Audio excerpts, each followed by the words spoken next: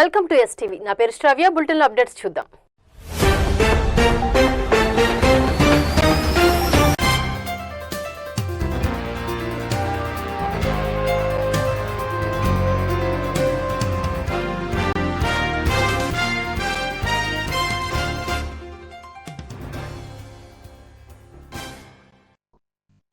ఉప్పల్ స్టేడియంలో ప్రపంచ ఫుట్బాల్ దిగ్గజం లియోనల్ మెస్సీ, తెలంగాణ ముఖ్యమంత్రి రేవంత్ రెడ్డి మధ్య కొనసాగిన ఫుట్బాల్ మ్యాచ్ హైదరాబాద్ క్రీడా చరిత్రలో మరపురాని ఘట్టంగా నిలిచింది. అభిమానులకు కన్నుల పండుగలా మారిన ఫ్రెండ్లీ మ్యాచ్ లో ప్రపంచ ఫుట్బాల్ దిగ్గజం లియోనల్ మెస్సీ తన క్లాస్ ను చూపించగా, తెలంగాణ ముఖ్యమంత్రి రేవంత్ రెడ్డి కూడా గ్రౌండ్ లోకి దిగుతూ క్రీడాభిమానులను ఉత్సాహపరిచారు.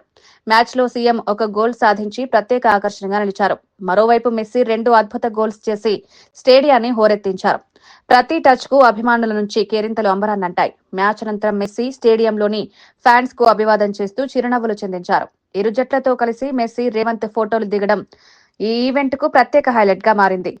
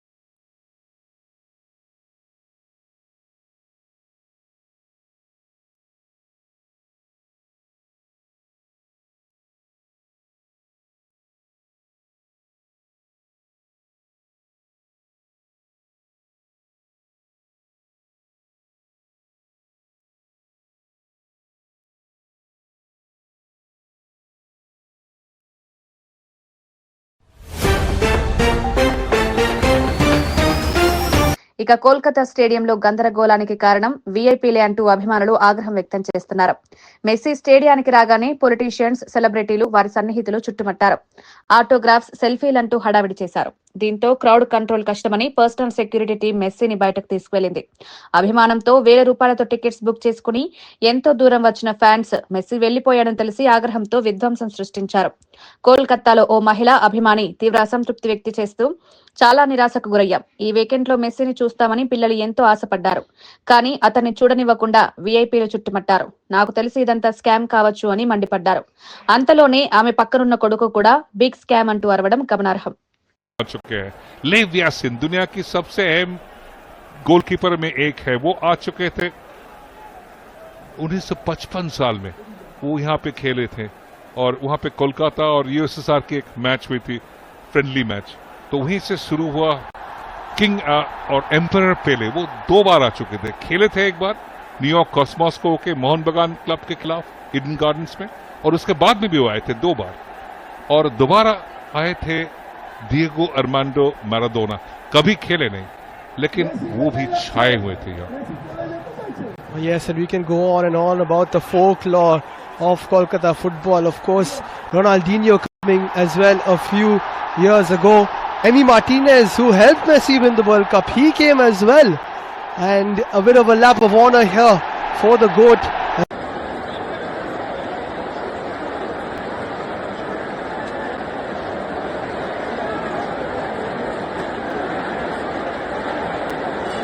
क्या होगा? 500 आदमी घेर के रखा मेसी को, सब नेता भी नेता लोग. हम लोग को क्यों बुलाया? ये देखिए टिकट 10 आदमी लोग क्या करने आएंगे हम लोग? पब्लिक मतलब बेवकूफ है बंगाल में. देख लीजिए 10,000 रुपए का टिकट है, 12,000 रुपए का. एक शक्ल नहीं देख पाया उनका हम लोग. सब नेता लोग घोर के रखा है उसको पूरा एकदम.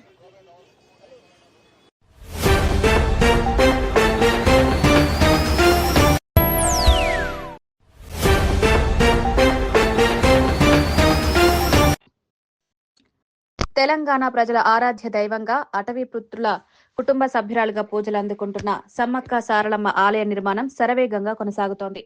500 సంవత్సరాలలో ఇలాంటి రాతి కట్టడం మరెక్కడా లేదనేలా, ప్రపంచ చరిత్రలోని ఒక మైలురాయిగా నిలిచేలా 4000 టన్నుల గ్రానైట్ పై సమ్మక్క సారలమ్మ చరిత్రను తెలియజేసే 7000 బొమ్మలతో తెలంగాణ చరిత్రలో, దేశ చరిత్రలో ఈ ఆలయం చిరస్థాయిగా నిలిచిపోయేలా నిర్మాణం కొనసాగుతోంది. ఆలయ నిర్మాణ ప్రక్రియను తెలియజేస్తూ రూపొందించిన వీడియో పలువురి ప్రశంసలు అందుకుంటోంది.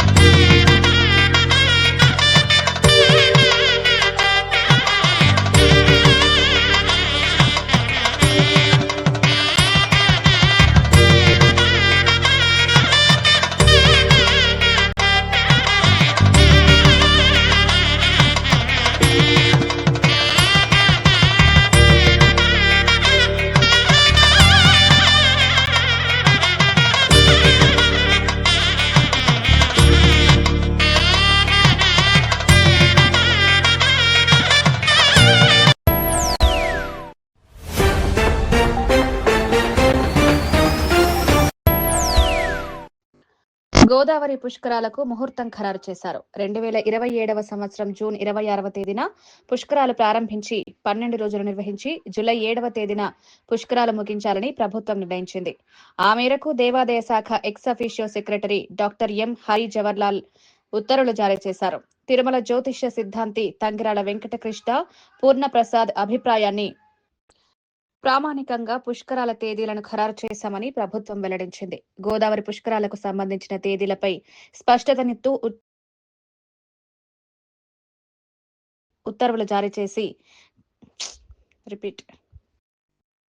గోదావరి పుష్కరాలకు సంబంధించిన తేదీలపై స్పష్టతనిస్తూ ఉత్తర్వులు జారీ కావడంతో తూర్పు గోదావరి జిల్లా సహా గోదావరి పరివాహక ప్రాంతాల్లో పుష్కరాల నిర్వహణకు అవసరమైన ఏర్పాట్లపై త్వరలోనే కార్యాచరణ ప్రారంభమవుతుందని ప్రభుత్వం ప్రకటించింది.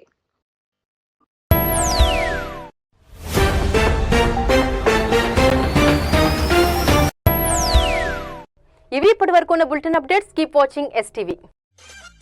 మేము చేసే వీడియోస్ మీకు నచ్చినట్లయితే లైక్ చేయండి. అలాగే మరిన్ని ఇంట్రెస్టింగ్ అప్డేట్స్ కోసం మా STV తెలుగు